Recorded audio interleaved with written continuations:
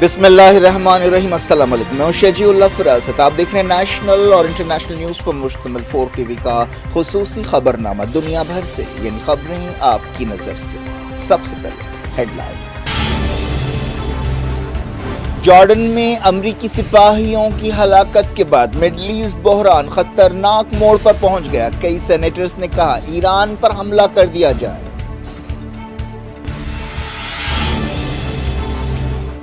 امریکہ جنگ میں نہ گھسیٹے، ایران نے دی وارننگ، کہا جارڈن حملے سے کوئی تعلق نہیں، مزاحمتی تنظیمیں اپنے فیصلے خود کرتی ہیں۔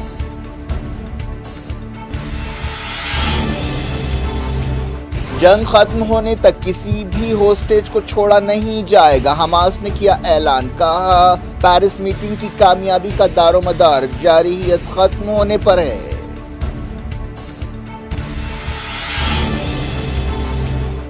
غزہ جنگ کے 115 دن پورے، خان یونس اور دوسرے علاقوں میں اسرائیلی حملے جاری، حزب اللہ نے IDF کے ٹھکانوں کو بنایا نشانہ۔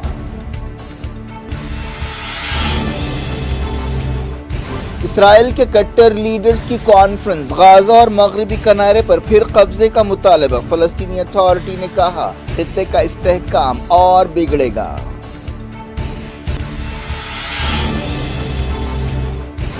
اسرائیل کے لیے جاسوسی پر ایران میں 4 کو پھانسی پر چڑھا دیا گیا، تعلقات میں بہتری کے لیے عبداللہیان پاکستان پہنچے، کہا دہشت گردوں کو تعلقات بگاڑنے نہیں دیں گے۔ مالدیپ میں چائنا کے حامی صدر کے خلاف اپوزیشن نے مواخذے کی کارروائی شروع کی، پارلیمنٹ میں ہنگامہ۔ مودی پھر جیتیں گے تو انڈیا میں کبھی الیکشنز نہیں ہو سکیں گے، ڈکٹیٹرشپ کا اعلان کر دیا جائے گا، ملکارجن کھڑگے نے کیا عوام کو خبردار۔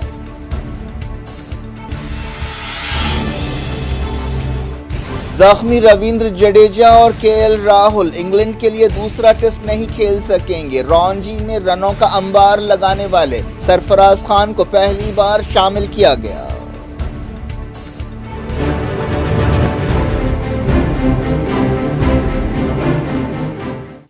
ہیڈ لائنز آپ نے دیکھی، خبروں کی تفصیل کی طرف آپ کو لیے چلتے ہیں۔ جارڈن میں ایک ڈرون حملے میں 3 امریکی فوجیوں کے مارے جانے کے بعد مڈل ایسٹ کا بحران خطرناک مرحلے میں پہنچ گیا ہے۔ اس حملے میں 34 امریکی فوجی زخمی بھی ہوئے۔ سیریا سرحد کے قریب امریکہ کے ایک اڈے پر یہ ڈرون حملہ کیا گیا۔ اس حملے کے لیے امریکی صدر جو بائیڈن نے ایران کی مدد رکھنے والے ملیٹنٹ گروپس کو ذمہ دار ٹھہرایا۔ ایران نے اس حملے کی ذمہ داری قبول کرنے سے انکار کر دیا۔ صدر بائیڈن نے ساؤتھ کیرولائنا میں ایک پروگرام سے خطاب کرتے ہوئے کہا کہ ہم اس حملے کا جواب دیں گے۔ 7 اکتوبر کو حماس اسرائیل جنگ شروع ہونے کے بعد سے یہ پہلا کنفرمڈ موقع ہے جب امریکی فوجیوں کی ہلاکتیں ہوئی ہیں۔ امریکی میڈیا میں کہا گیا کہ یہ حملہ نارتھ ایسٹ جارڈن کے ٹاور 22 میں کیا گیا۔ اس سے جنگ پھیلنے کے اندیشے اور بڑھ گئے ہیں۔ پہلے ہی ریڈ سی میں یمن کے حوثیوں کے حملوں کی وجہ سے صورتحال نازک ہے۔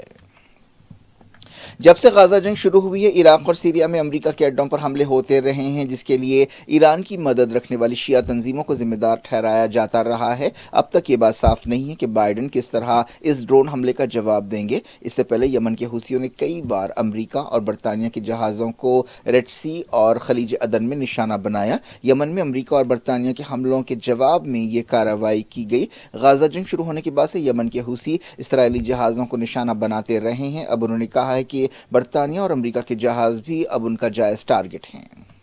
سمندروں میں خطرناک کھیل اب بھی کھیلا جا رہا ہے۔ یمن کے حوثیوں نے اتوار کو بھی امریکہ کے جہاز پر حملہ کیا۔ اس دوران کئی عالمی طاقتوں نے ایران سے کہا ہے کہ وہ تناؤ کم کرنے کے قدم اٹھائے۔ ایران کی وزارت خارجہ نے کہا ہے کہ ایران پر بے بنیاد الزامات لگائے جا رہے ہیں۔ وزارت خارجہ کے ترجمان ناصر کنانی نے تہران میں کہا کہ ایران مزاحمتی گروپس کے فیصلوں میں شامل نہیں ہے۔ یہ گروپس اپنے طور پر فلسطینیوں کی مدد میں یہ کارروائیاں کر رہے ہیں۔ ایرانی وزارت خارجہ نے امریکہ کو خبردار کیا کہ وہ ایران کو مڈل ایسٹ کی جنگ میں نہ گھسیٹے۔ ناصر کنانی نے کہا کہ بعض لوگ ایسی سازشیں کر رہے ہیں اور ایران کو جنگ میں گھسیٹنا چاہتے ہیں۔ اس سے پہلے یمن میں حوثیوں کے ایک حملے کے بعد یو ایس نیوی کے 2 فوجی لاپتہ ہوئے تھے. سمجھا جا رہا ہے کہ وہ مر چکے ہیں. اگر یہ بات صحیح ہے تو غازہ جنگ شروع ہونے کے بعد سے مرنے والے امریکی فوجیوں کی تعداد کم سے کم 5 ہے. غازہ جنگ میں امریکہ اسرائیل کی طرح یعنی اسرائیل کی ہر طرح سے مدد کرتا رہا ہے، جس میں فوجی مدد اور سفارتی مدد شامل ہے. عراق کے ایک گروپ نے جارڈن حملے کی ذمہ داری قبول کی ہے اور کہا ہے کہ غزہ میں فلسطینیوں کے قتل عام کے ری ایکشن کے طور پر یہ حملہ کیا گیا ہے. اس تنظیم کا نام اسلامک ریسسٹنس ان عراق ہے، جو حالیہ عرصے میں کافی سرگرم رہی ہے.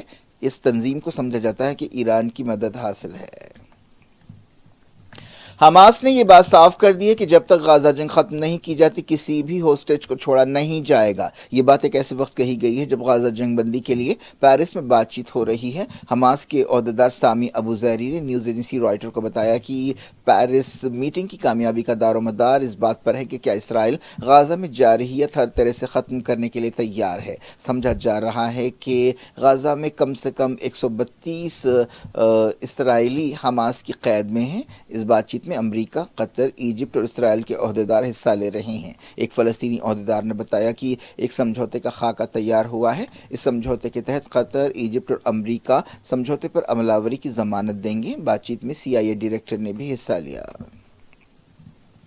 جرمن چانسلر اولاف شولز اور ایجپٹ کے صدر عبد الفتاح السیسی نے ٹیلی فون پر بات چیت کی. انہوں نے غزہ میں انسانی مدد پہنچانے کے بارے میں تفصیل سے بات کی. غزہ جنگ کے 115 دن پورے ہو گئے ہیں. اسرائیل اب بھی فلسطینیوں کا قتل عام کر رہا ہے. پیر کو بھی بمباری کی گئی اور توپ خانے سے بھی حملے کیے گئے. خاص طور پر خان یونس میں شدید حملے کیے گئے جہاں اسرائیلی فوج اور فلسطینی فائٹرز کے درمیان جم کر جھڑپیں ہو رہی ہیں. اسرائیلی فوج نے خان یونس میں کئی گھروں کو نشانہ بنایا. پچھلے 24 گھنٹوں میں سینکڑوں فلسطینی ہلاک اور زخمی ہوئے. غزہ کے العمل ہاسپٹل کے قریب اسرائیلی فوج نے کئی حملے کیے. حزب اللہ نے ساؤتھ اسرائیل میں کئی میزائل حملے کیے. بتایا گیا کہ ان حملوں میں اسرائیلی فوجیوں کے ٹھکانوں کو نشانہ بنایا گیا. حزب اللہ نے ایک بیان میں کہا کہ اس نے برکان میزائل سے الراحب نامی مقام کو نشانہ بنایا. اس کے علاوہ فلق 1 میزائل سے خبات ماہر اڈے پر حملہ کیا گیا. حزب اللہ 7 اکتوبر کے بعد سے اسرائیل میں حملے کر رہی ہے. اسرائیل نے لبنان میں بھی کئی حملے کیے ہیں اور سرحد پر جھڑپیں جاری ہیں. حزب اللہ نے ایک ویڈیو بھی جاری کیا جس میں اسرائیلی ٹھکانوں پر حملوں کو دیکھا جا سکتا ہے. سیریا کے دمشق میں اسرائیل نے ایک اور حملہ کیا. اس بارے میں اور تفصیلات کا انتظار ہے. حالیہ عرصے میں اسرائیل نے کئی بار دمشق اور سیریا کے دوسرے مقامات پر حملے کیے ہیں. ایران کے سرکاری ٹیلی ویژن پر بتایا گیا کہ دمشق میں تازہ حملے میں ایک کھیت میں واقع گھر کو نشانہ بنایا گیا. یہ بات صاف نہیں ہے کہ کیا اس حملے میں کوئی ہلاک یا زخمی ہوا. بعض امریکی سینیٹرز نے مطالبہ کیا ہے کہ ایران پر حملہ کر دیا جائے. سینٹ کے رکن لنزی گراہم نے کہا کہ صدر بائیڈن کو ایران کے اندر اہم ڈیفنس ٹارگٹس پر حملے کرنے چاہیے اور یہ جو حملہ ہوا ہے جارڈن میں اس کا بدلہ لینا چاہیے. ایک اور سینیٹر جان کارٹر نے کہا کہ حملے جنگ کے لیے نہیں بلکہ حفاظت کے لیے کیے جانے چاہیے. جارڈن میں کیے گئے ڈرون حملے میں 3 امریکی فوجی ہلاک ہوئے ہیں. مغربی کنارے کے حیفا میں کار سے کیے گئے ایک حملے میں ایک اسرائیلی فوجی بری طرح زخمی ہو گیا. اس حملے کے دوران تیز دھاری ہتھیار کا بھی استعمال کیا گیا. اسرائیلی عہدیداروں نے بتایا کہ چاقو سے حملے کو ناکام بنایا گیا اور حملہ آور کو گولی مار دی گئی. جھڑپوں میں 2 فلسطینی جاں بحق ہوئے. اسرائیلی فوج نے مغربی کنارے کے کئی مقامات پر دھاوے کیے جس کے دوران یہ جھڑپیں ہوئیں. ایسے واقعات مغربی کنارے میں 7 اکتوبر کے بعد سے مسلسل پیش آ رہے ہیں. ان دھاووں کے دوران کئی فلسطینیوں کو گرفتار کیا گیا. اسرائیل کے کٹر لیڈرز کی ایک میٹنگ ہوئی جس میں انہوں نے غزہ پٹی اور مغربی کنارے پر پھر سے قبضہ کرنے اور یہودی بستیاں بسانے کا مطالبہ کیا. اس میٹنگ میں کئی وزیروں نے بھی حصہ لیا. اتوار کی رات یہ میٹنگ ہوئی. اسرائیل نے 2005 میں 38 سال کے قبضے کے بعد غزہ کو چھوڑا تھا. فلسطینی اتھارٹی نے کٹر یہودیوں کی کانفرنس کی مذمت کی اور کہا کہ اس سے یہ ظاہر ہوتا ہے کہ اسرائیل کی کٹر تنظیمیں چاہتی کیا ہیں. اس سے خطے کا استحکام اور بگڑے گا. فلسطین کی وزارت خارجہ نے کہا کہ یروشلم میں سامراجیوں کی میٹنگ سے عالمی عدالت کے فیصلے کو بھی چیلنج کا سامنا ہے. سعودی عرب، جارڈن، ایجپٹ اور فلسطینی اتھارٹی کے سیکیورٹی عہدیداروں کی ایک میٹنگ ریاض میں ہوئی جس میں غزہ جنگ کے بارے میں بات چیت کی گئی. سعودی عرب کے سیکیورٹی ایڈوائزر نے اس موقع پر کہا کہ سعودی عرب اب بھی اسرائیل کے ساتھ تعلقات کو معمول پر لانے کے لیے تیار ہے لیکن اس کے لیے فلسطینی ریاست بنانے کا راستہ صاف کرنا چاہیے اور یہ ضروری نہیں ہے کہ فوری فلسطینی ریاست بنائی جائے.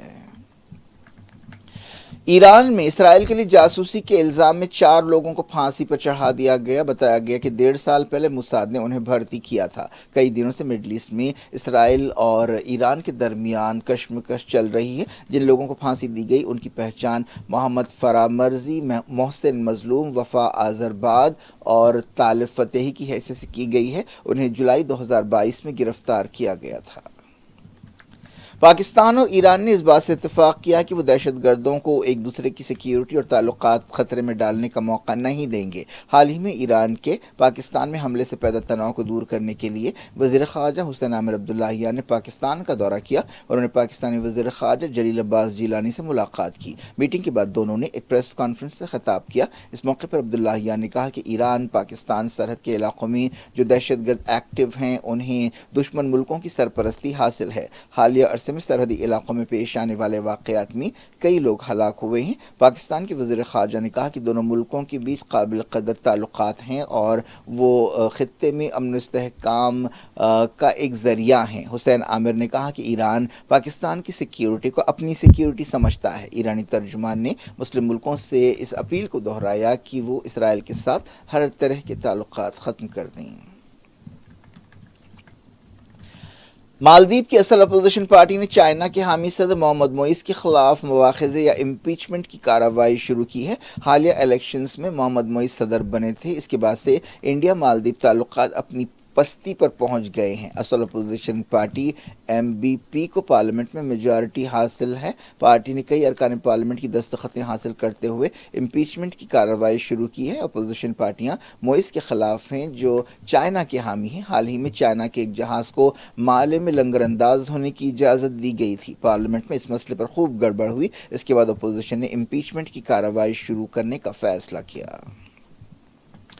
صدر کانگریس ملکارجن کھڑگے نے وارننگ دی ہے کہ اگر نریندر مودی حکومت میں برقرار رہے تو 2024 کے لوک سبھا الیکشنز انڈیا کے آخری الیکشنز ہوں گے۔ اڑیسہ کے بھوبنیشور میں کانگریس کارکنوں سے خطاب کرتے ہوئے کھڑگے نے دعویٰ کیا کہ اس سال کے الیکشنز کے بعد مودی ڈکٹیٹرشپ کا اعلان کر دیں گے۔ کھڑگے نے دعویٰ کیا کہ 2024 کے لوک سبھا الیکشنز عوام کو ووٹ دینے کا آخری موقع ہوں گے۔ صدر کانگریس نے کہا کہ یہ لوگ ہر ایک کو ED کی نوٹسیں بھیج رہے ہیں، لوگوں کو ڈرا دھمکا رہے ہیں۔ اس ڈر کی وجہ سے کچھ لوگ دوستی چھوڑ رہے ہیں، کچھ لوگ پارٹی چھوڑ رہے ہیں اور کچھ لوگ اتحاد چھوڑ رہے ہیں۔ انہوں نے یہ بات ایک ایسے وقت کہی جب ایک دن پہلے ہی نتیش کمار انڈیا اتحاد کو چھوڑ کر NDA میں شامل ہوئے اور BJP کی مدد سے نئی حکومت بنائی۔ کھڑگے نے کہا کہ راہل گاندھی چاہتے ہیں کہ وہ ملک کو ایک کریں۔ انہوں نے محبت کی دکان کھولی ہے لیکن BJP نفرت کی دکان چلا رہی ہے۔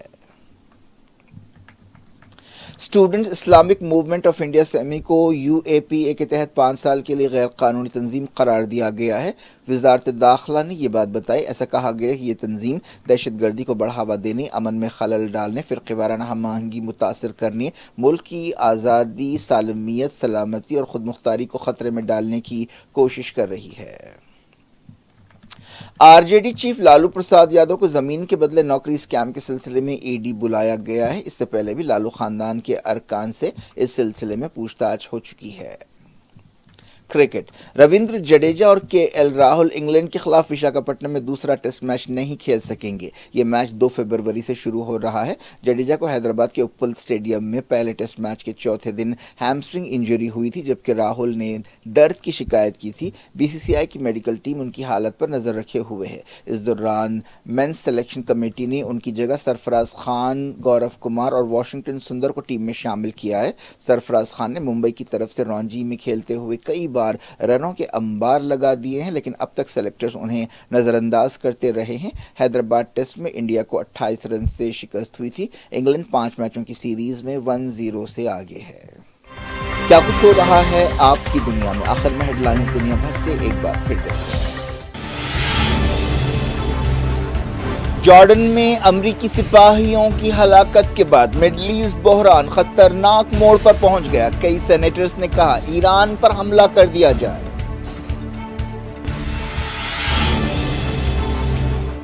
امریکہ جنگ میں نہ گھسیٹے، ایران نے دی وارننگ، کہا جارڈن حملے سے کوئی تعلق نہیں، مزاحمتی تنظیمیں اپنے فیصلے خود کرتی ہیں۔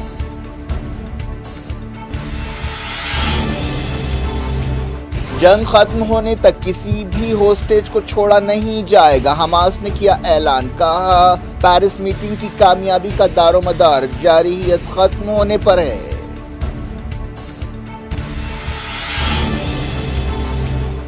غزہ جنگ کے 115 دن پورے، خان یونس اور دوسرے علاقوں میں اسرائیلی حملے جاری، حزب اللہ نے IDF کے ٹھکانوں کو بنایا نشانہ۔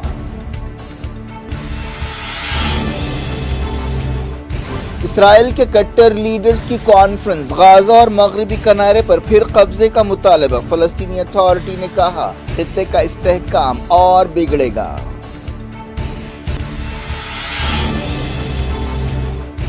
اسرائیل کے لیے جاسوسی پر ایران میں 4 کو پھانسی پر چڑھا دیا گیا، تعلقات میں بہتری کے لیے عبداللہیان پاکستان پہنچے، کہا دہشت گردوں کو تعلقات بگاڑنے نہیں دیں گے۔ مالدیپ میں چائنا کے حامی صدر کے خلاف اپوزیشن نے مواخذے کی کارروائی شروع کی، پارلیمنٹ میں ہنگامہ۔ مودی پھر جیتیں گے تو انڈیا میں کبھی الیکشنز نہیں ہو سکیں گے، ڈکٹیٹرشپ کا اعلان کر دیا جائے گا، ملکارجن کھڑگے نے کیا عوام کو خبردار۔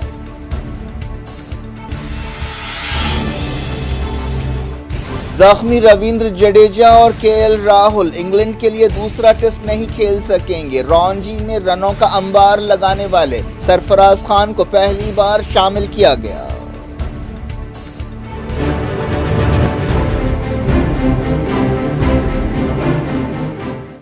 یہ تھی آج کی خبریں، شیڈیول افراست کو دیں اجازت اور اپنا بے حد خیال رکھیں۔ اللہ حافظ۔